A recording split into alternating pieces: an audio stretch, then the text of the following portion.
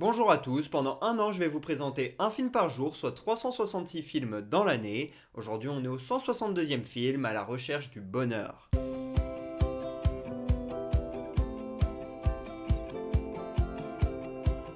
À la recherche du bonheur est un film sorti en 2006, réalisé par Gabriele Muccino. Il raconte l'histoire d'un père et de son fils qui sont interprétés par Will Smith et son véritable fils, Jaden Smith, qui a notamment joué dans le Karate Kid de 2010. Donc là c'est une histoire de famille. On retrouve également Tandy Way Newton à l'écran, l'actrice qui est connue pour Westworld par exemple.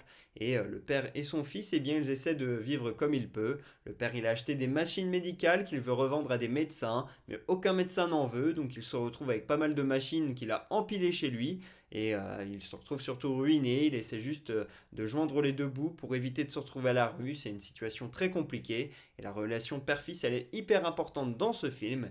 Et ici, Will Smith, eh bien, il travaille avec Gabriele Muccino, le réalisateur, qu'il avait repéré quelques années avant. Il lui a demandé de travailler sur ce film, et quelques années plus tard, ils ont fait Cette vie, un film dont on a déjà parlé cette année. Et ce film est l'adaptation d'une autobiographie de Chris Gardner qui a raconté sa propre histoire dans les années 70. Et ce livre, il s'appelle The Pursuit of Happiness, donc à la recherche du bonheur.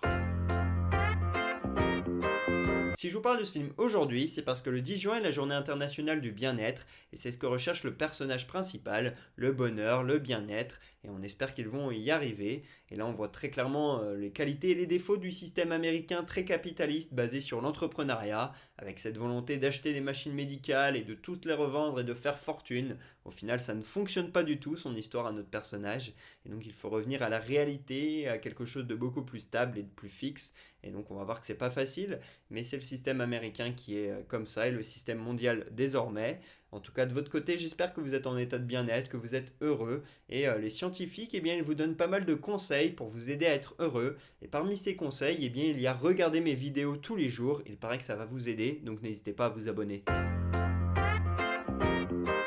Ce film, je l'ai vu deux fois, il me semble, mais dans une période très rapprochée. C'était autour de la fin de mon lycée, quelque chose comme ça. Donc il y a 6 7 ans environ. Et en fait, je l'avais vu une première fois chez moi. Je ne sais plus si j'étais seul, en famille, si j'étais dans ma chambre, sur mon ordi, sur mon téléphone, devant la télé. Je n'en ai aucune idée. Mais je me rappelle avoir vraiment bien aimé ce film, avoir lâché ma petite larmichette et avoir été bien ému, parce qu'il y a beaucoup d'émotions dans ce film.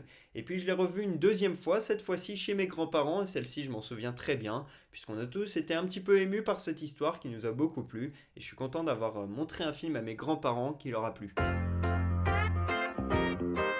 Je mets un 18 sur 20 à ce film. Si je ne mets pas plus, c'est parce qu'en termes de réalisation, c'est pas non plus exceptionnel. Au niveau des décors, des personnages, etc., il n'y a pas une grande variété et c'est pas non plus magnifique visuellement. Donc voilà, je mets pas plus que 18. Par contre, je mets quand même une très bonne note parce qu'il m'a fait lâcher ma petite larmichette, comme j'ai dit, parce qu'il m'a beaucoup ému et parce que la relation père-fils dans ce film, elle est vraiment monstrueuse et elle est vraiment touchante. Et moi, j'aime beaucoup cette relation père-fils. C'est ce que je recherche beaucoup dans des films au cinéma quand je vois que ça parle de ces thèmes-là. C'est toujours des choses qui me plaisent énormément. Et là, dans ce film, on a ça. Et c'est pour ça que je mets un 18 sur 20. Première anecdote, pour une scène il y avait besoin de SDF, et donc l'équipe du film a appelé de vrais SDF pour qu'ils viennent jouer dans le film, faire de la figuration. Ils les ont payés 8 € par heure et puis ils leur ont donné un repas chaud. C'est pas incroyable, mais bon, c'est déjà ça. Deuxième anecdote, dans une scène on voit Will Smith réaliser un Rubik's Cube en moins de 2 minutes, et il y a 3 champions du monde de Rubik's Cube qui sont tout simplement venus former Will Smith directement. Pour apprendre, il n'y a pas mieux. Troisième anecdote, ce film est donc inspiré de Chris Gardner et de sa véritable histoire, et si vous êtes attentif, à la fin du film, vous pourrez l'apercevoir. Voilà pour ce 162e épisode d'Un jour un film, j'espère que je vous aurai donné envie de regarder À la recherche du bonheur. Pour ma part, je vous dis à demain pour parler du 163e film de l'année, et pour que vous sachiez de quel film on va parler, un petit indice, Carlitos. Dites-moi en commentaire soit de quel film on va parler. À demain.